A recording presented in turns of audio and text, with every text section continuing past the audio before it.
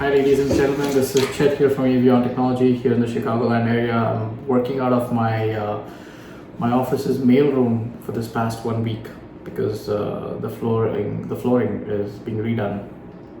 But I believe consistency is the key, so I'm not letting go of my daily YouTube video uploads.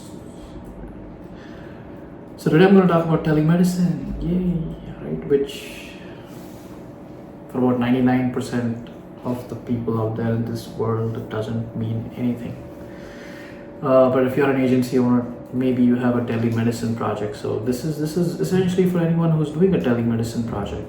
I have done a few telemedicine projects in my lifetime, so I know a little bit about them, and hence this little talk today. So, like education, right? So someone asked me the other day, what do you think about the future of education, right? And I told them that I think the internet is going to democratize education. So in the past, education was all about how much money you had, right? So if you had a lot of money, you got into a prestigious school, and in return you kind of got into a good job.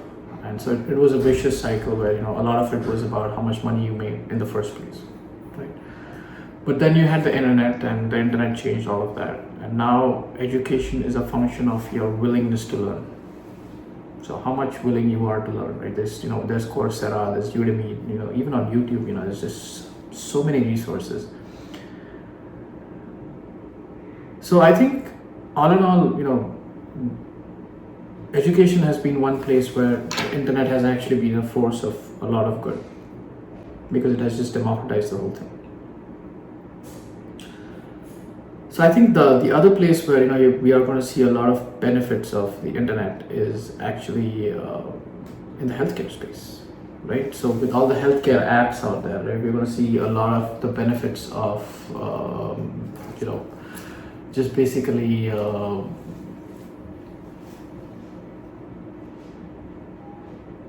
this whole demand and supply imbalance, right? So we already know that in the US, healthcare is a mess, and it's so difficult to get even an appointment for a doctor, right? So it's definitely a demand supply situation.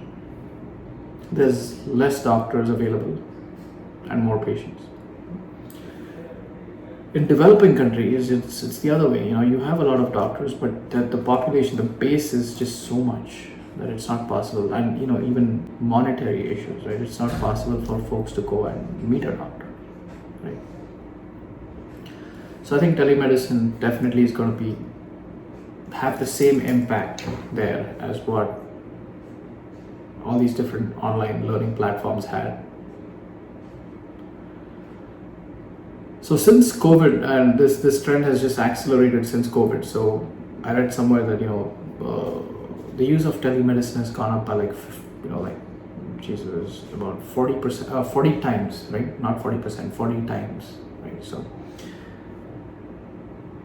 there's so many apps out there now which give you telemedicine, right? So you don't even need to go to the doctor.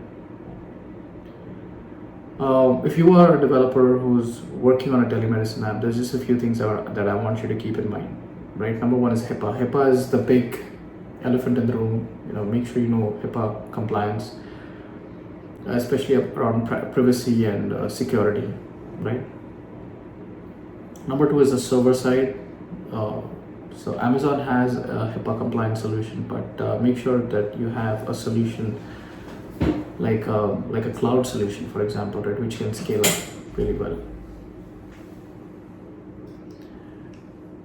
The third is on the UI UX side. Make sure that it's something that is extremely easy to use. So make sure you have your user personas in place. For example, if it's an oncology solution, right, make sure and go and talk to the doctors and ask them who their typical patient is like, and then design the app based on the typical patient. So if it's like for rheumatoid arthritis, for example, right? So most of the patients are going to be older, so make sure you have larger fonts, and make sure that it's ADA compliant.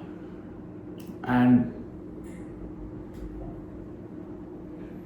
on the coding side, make sure that all the security best practices have been implemented, right? So things like having prepared statements against MySQL, against SQL injections, and for protection against cross-site scripting and all that kind of stuff.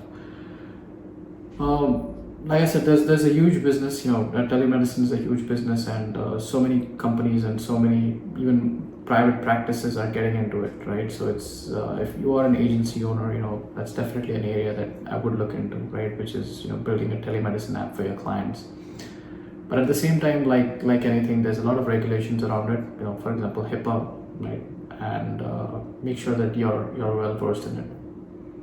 But on the whole, I think healthcare, telehealthcare is telemedicine is something that's just going to keep on growing, like online education. Here at Avion, we've actually helped create telemedicine apps. So if you're looking for one, give us a shout. These are my coordinates. But even if you have an idea, right, a telemedicine idea, like one of the interesting things that's happening now is the whole thing with AR, VR in medicine. Very soon, I mean, it's already happening, but it's just got to be more prevalent, right?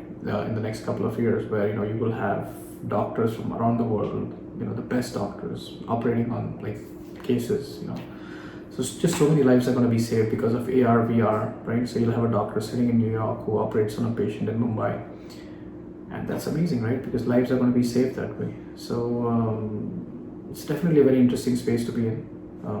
We are doing some work there within the telemedicine space. So if you have an app or a project that you want to just bounce off the idea, pick someone's brain, let us know. I'd be more than happy to discuss that with you. Otherwise, hope you have an amazing rest of the week, and stay healthy, stay safe, and wishing you an awesome 2024. If you'd like this content, press like. If you want to subscribe, press subscribe. Otherwise, these are my coordinates. Give me a shout. I would love to touch base with you and discuss more about any potential projects that you might have, or if you just have an idea that you want to bounce off someone. Thank you so much and have a great day. Thanks. Bye.